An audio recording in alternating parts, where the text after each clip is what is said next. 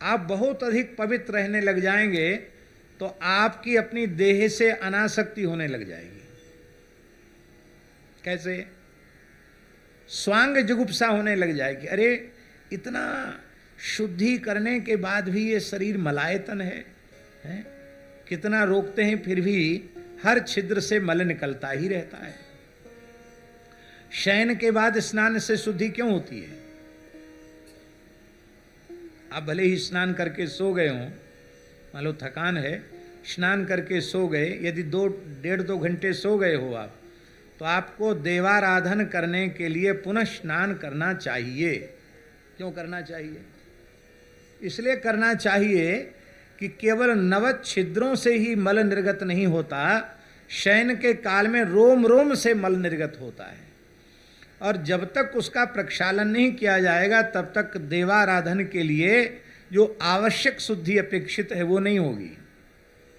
मलमूत्र मल त्याग के बाद भी इसलिए स्नान के बाद शुद्धि कही गई है, क्योंकि अपान वायु से स्थूल मल का ही निस्सारण नहीं होता है, सूक्ष्म मल भी रोमकूपों से बाहर निकलता है।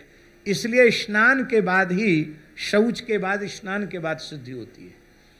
तो नेति, धोती, कुंजल, वस्ती, शंख, प्रछाल, ये सब क्रियाएं शौच के अंतर्गत आती हैं।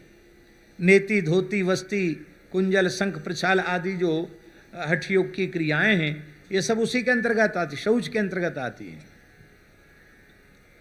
इसलिए वस्ती क्रिया ठीक से नहीं आती है तो कहा जाता है कि उसे अभी, साधुओं की भाषा में कहा जाता है कि अभी उसको शौच के बाद शुद्धि करना नहीं आया।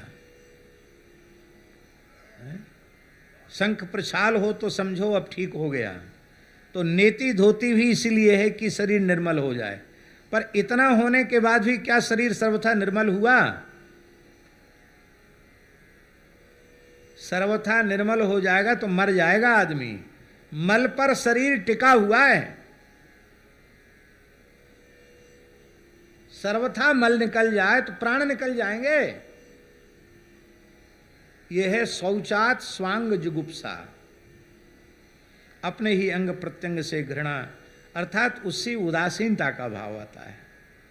और विवेक, शास्त्रों का मनन स्वाध्याय चिंतन करेगा, सत्संग करेगा तो बिनु सत्संग विवेक न होई, राम कृपा बिन सुलभ न सोई। तो वैराग्य और विवेक दोनों की उत्पत्ति में देह निमित्त बनता है। तो जिससे विवेक और वैराग्य ऐसे दो महान गुण जिसकी कृपा से उपलब्ध हों, उस देह के प्रति भी बहुत उपेक्षा का या निंदा का भाव रखना, उसका हर समय हाथ धो के पीछे पड़े रहना, ये भी अच्छी बात नहीं है। उस देह का भी इस अंश में आदर करना चाहिए, क्योंकि वस्तुतः भगवान दत्तात्रेय कहते हैं कि तत्व का विचार करने में इस शरीर का भी उपयोग है। स्पष्ट बात है कि नहीं? जो कुछ हम लोग चर्चा कर रहे हैं, देह नहीं होता तो कैसे करते, मन बुद्धि इंद्रिय नहीं होती तो कैसे करते? तो तत्व विचार करने में सहायक है, लेकिन इसके बाद भी यह शरीर हमें यह प्रेरणा देता है कि इसको कितना भी धो मांजो साफ करो, यह मलायतन ही रहेगा। और कितना भी नाप तौल के खाओ, चाहे आँख मूंदो, चाहे नाक मूंदो, चाहे सीधे खड़े रहो, चाहे सिर के बल खड़े हो जाओ, मरना भी पड़ेगा, बूढ़ा भी होना पड़ेगा, रोग भी होना पड़ेगा, और अंत में शरीर को त्यागना भी पड़ेगा। तो ये जो परम सत्य है, सत्य है, इसको मैं विचार करके रखता हूँ, इसी प्रकार से जानता हूँ ये शरीर मेरा नहीं है, ये पराये लोगों का है। किसका है? मर जाएंगे जंगल में ऐसे ही घूमते फिरते भय, तो सियार, कुत्ते, गीध, चील, कौआ नोच के खा जाएंगे, ये उनका है। तो जिनका ये भोज्य बनने वाला है, ये उनका है। और जल समाधि दे देंगे तो मछली कछुओं का है, अग्नि में डाल देंगे तो अग्नि का है, और भूमि में गाड़ देंगे तो कीड़े मकोड़ों का है। ये शरीर तुम्हारा नहीं है। इसलिए मैं शरीर से विवेक वैराग्य की शिक्षा प्राप्त करता हूँ। उत्तम शिक्षा इससे प्राप्त करने के कारण इसके प्रति भी मैं गुरु भाव रखता हूँ, किंतु इसके बाद भी इसके विनाशित्व का विचार करके, और ये मेरा नहीं है, ये दूसरों का खाद्य है, ऐसा मान करके असंगः विचरामि, असंग होकर के मैं विचरण करता हूँ। और हमको ये समझ में आता है कि शरीर संसार की जाति दो नहीं है, शरीर संसार दोनों एक ही है।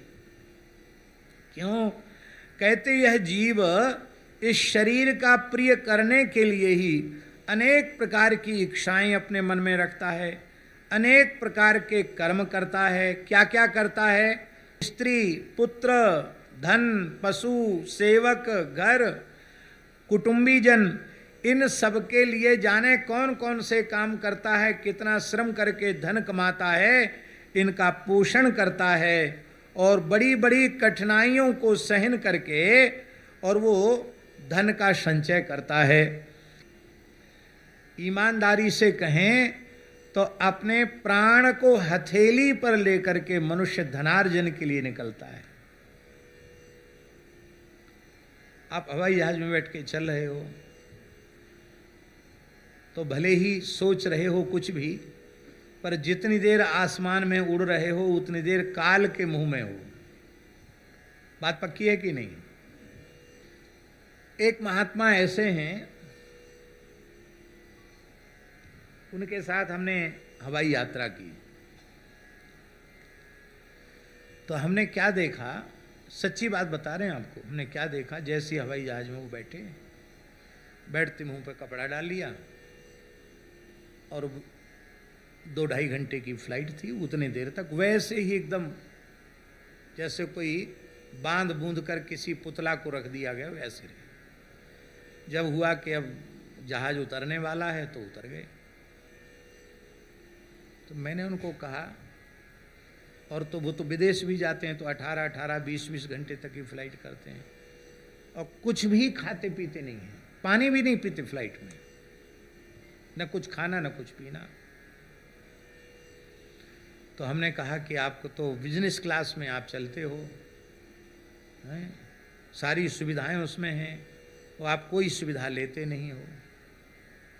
तो उन्होंने कहा क्या करोगे, पागल हैं, दिमाग ऐसी खराब है, ऐसी उटपटांग करते रहते हैं, लेकिन फिर भी बताओ।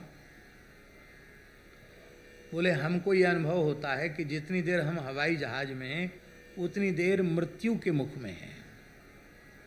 क्या? जितनी देर हवाई जहाज में हैं उतनी देर हम मौत के मुंह में हैं।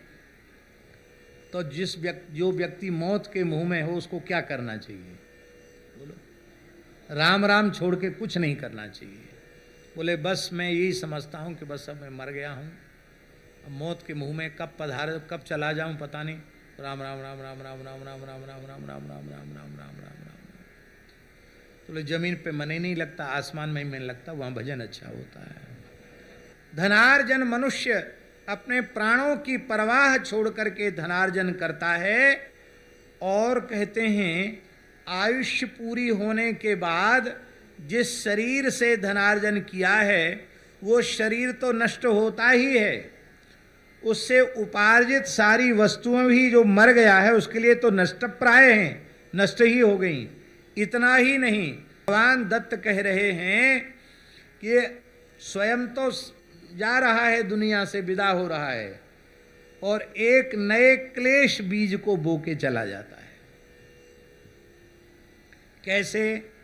जैसे आपने आम चूसा और आम की गोई गुठली आपने भूमि में डाल दी, भूमि का, जल का, मिट्टी का संयोग पा करके और उसमें अंकुर निकल आया। तो अंकुर निकलने के बाद वो जो बीज है वो तो गायब हो गया, वो कहाँ रह गया? वो तो रह नहीं गया, बीज समाप्त हो गया, बीज वृक्ष बन गया। लेकिन उस वृक्ष ने अनेकों बीजों को जन्म दे दिया। तो जिन बीजों को उसने जन्म दिया है वो भी तो उसी प्रकार से भूमि में जाकर नष्ट हो जाने वाले हैं। ध्यान में ही बात। खुद तो नष्ट हो गया, दुनिया माने हमारे मरे पीछे प्रलय हो गई, क्या हमारे किस काम का। और अपने पीछे वालों को भी उसी चक्कर में फंसा के चला गया। भगवान ऋषभ अपने पुत्रों को कहते हैं कि सब छोड़ के भजन में लग जाओ, हैं? तो न तो ऐसा बाप है, न ऐसी मैया है। अपने संकट से मुक्त होना चाहते हैं, दूसरे को संकट में डालना चाहते हैं, तो अपना भी संकट दूर नहीं हुआ, दूसरा भी संकट में पड़ गया।